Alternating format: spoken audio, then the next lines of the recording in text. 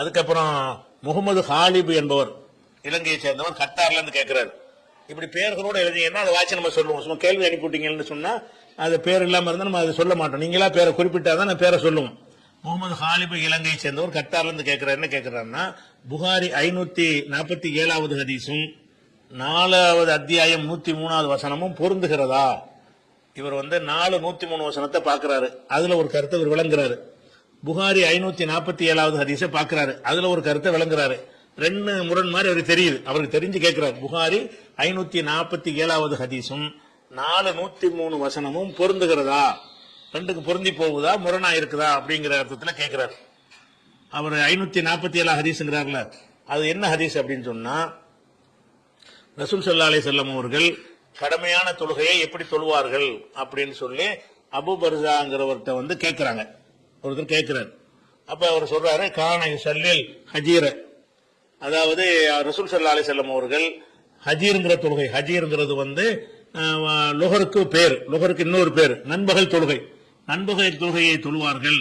ஹீன ததுஹுலு ஷம்சு, சூரியன் உச்சி சாஞ்சவுன, சூரியன் உச்சியில வரும்போது தொழுகிற தடை செய்யப்பட்ட நேரம்.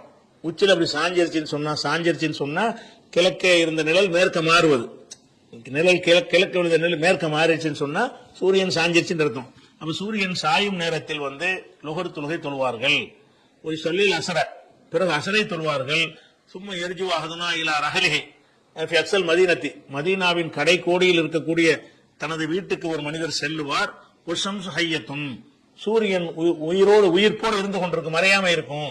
அசர் தொழுதுட்டு வீட்டுக்கு போவாரு. அப்ப கூட சூரியன் மறைஞ்சிருக்காது. அந்த வீடு எங்க இருக்குது? அக்ஸல் மதீனா, மதீனாவுடைய கடைசியில, மதீனாவுடைய எக்ஸ்டென்ஷன் ஏரியா இருக்குல்ல, அந்த கடைசி ஏரியாவுல தான் ஒரு வீடு இருக்கும். இங்க அசரை தொழுது விட்டு வீட்டுக்கு போய் சேருவாரு. சூரியன் மறையாம பளிச்சென்று பிரகாசித்துக் கொண்டிருக்கும் அப்படின்னு சொல்லி அசர் தொழுகையுடைய நேரத்தை பத்தி அது சொல்றாரு. அப்படின்னா என்ன அர்த்தம்னா, ஒரு 3-3:30 மணிக்கு தொழுதாத்தான் அப்படி இருக்க முடியும். 5 மணிக்கு தொழுதாங்கன்னா போறதுக்குள்ள சூரியன் மறைஞ்சிரும். அப்ப கொஞ்சம் அசரை கொஞ்சம் முன்கூட்டியே முன்கூட்டி வக்துல தான் தொழுகிறாங்க. அத அசருடைய முன்னேரத்தில் தொழுகிறாங்க. அதே மாதிரி ஒரு நசீத்து மாகாலபில் மகரிபு சம்பந்தமாகவும் ஒரு விஷயத்தை சொன்னார், நான் மறந்துட்டேன், அதை விட்டுறாரு. கான எஸ்தஹிப்பு இங்க அஹிரல் இஷா தொழுகையை தாமதமாக தொழுவதுதான் ரசூலுல்லாஹ்வுக்கு விருப்பமானதாக இருந்தது அப்படின்னு சொல்றாங்க. கான யக்ரஹு நௌம கப்லஹா, இஷாவுக்கு முன்னாடி தூங்குவதை ரசூலுல்லாஹ் வெறுப்பார்கள்.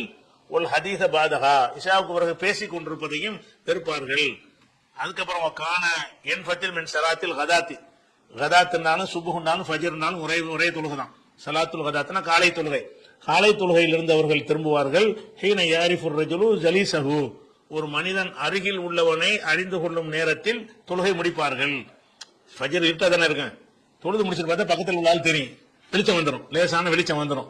அப்ப ரசூல் ஸல்லல்லாஹு அலைஹி வஸல்லம் அவர்கள் ஃபஜ்ர் தொழுகையை முடிக்கும் பொழுது ஹீன யாரிஃபுர் ரஜுலு ஜலீஸஹு, அருகில் உள்ளவரை ஒரு மனிதர் அறிந்து கொள்வார், வெளிச்சம் வந்துடும் அர்த்தம். அது அறிந்து கொள்ற அளவுக்கு லைட்டான ஒரு வெளிச்சம் வந்துடும்.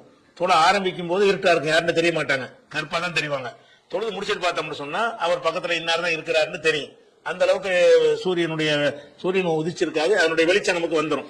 இது 547 ஹதீஸ். 547 என்ன சொல்லப்படுதுன்னு கேட்டா, ஒவ்வொரு தொழுகைக்கு உரிய நேரம் தான் சொல்லப்படுது. சரியா விளங்கிட்டீங்களா?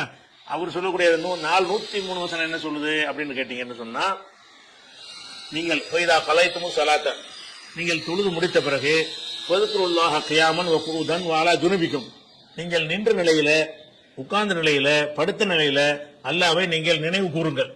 ஃபைதா இத்மானன்தும், நீங்கள் அமைதி அடைந்த பொழுது, போருடைய அச்சமெல்லாம் விலகி நிம்மதியான நிலையை நீங்கள் அடையும் பொழுது ஃபகீமு ஸலாத்த, தொழுகை நீங்கள் நிலைநாட்டுங்கள், நேரப்படி நிலைநாட்டுங்கள். இன்ன ஸலாத்த கானத் அலல் முஃமினீன கிதாபன் மௌகூதா, தொழுகை என்பது நேரம் குறிக்கப்பட்ட கடமையாக இருக்கிறது அப்படின்னு அதுல வருகிறது. இந்த வசனம் 103 என்ன சொல்லுது என்று கேட்டா, 102 வசனத்துடைய தொடர்ச்சி தான் 103. 102 என்ன சொல்லப்பட்டிருக்கு என்று கேட்டா, போர்க்களத்தில் இருக்கும் பொழுது எப்படி தொழுவணும் அப்படிங்கிற ஒரு சட்டம் சொல்லப்படுகிறது. அதுக்கு அடுத்து என்ன வருது என்று கேட்டா, இந்த மாதிரி போர் சூழல் விலகி விட்டது என்று சொன்னால் நீங்க முறைப்படி தொழுகையை உரிய நேரத்தை தொழுது விடுங்கள். இத்துமானத்தும், நீங்கள் நிம்மதியான நிலையை அடையும் பொழுது, அச்சமற்ற நிலையை அடையும் பொழுது ஃபகீமு ஸலாத்த, தொழுகையை சரியாக நிலைநாட்டுங்கள். இன்ன ஸலாத்த, தொழுகை என்பது கானத் அலல் முஃமினீன, மூமினான மக்களுக்கு கிதாபன் மௌகூதா, நேரம் குறிக்கப்பட்ட கடமையாக இருக்கிறது அப்படின்னு இருக்கு. அப்ப தொழுகை நேரம் குறிக்கப்பட்ட கடமை என்று வசனத்தில் இருக்கிறது. நீங்க சொன்ன ஹதீஸ்ல வந்து தொழுகையின் நேரம் சொல்லப்படுகிறது. என்ன முரணை ஒண்ணும் இல்லையா? இது நேரம் குறிக்கப்பட்ட கடமைகள் இருக்கிறது. அந்த நேரத்தின் ஒரு பகுதி அது விளக்குறது.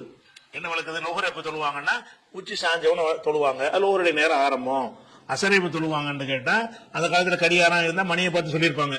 அது இல்லாதனால அசர் தொழுவையை தொழுதுட்டு நாங்க ஊர் கடைசிக்கு போனோம்னு சொன்னா கூட சூரியன் மறைஞ்சிருக்காது.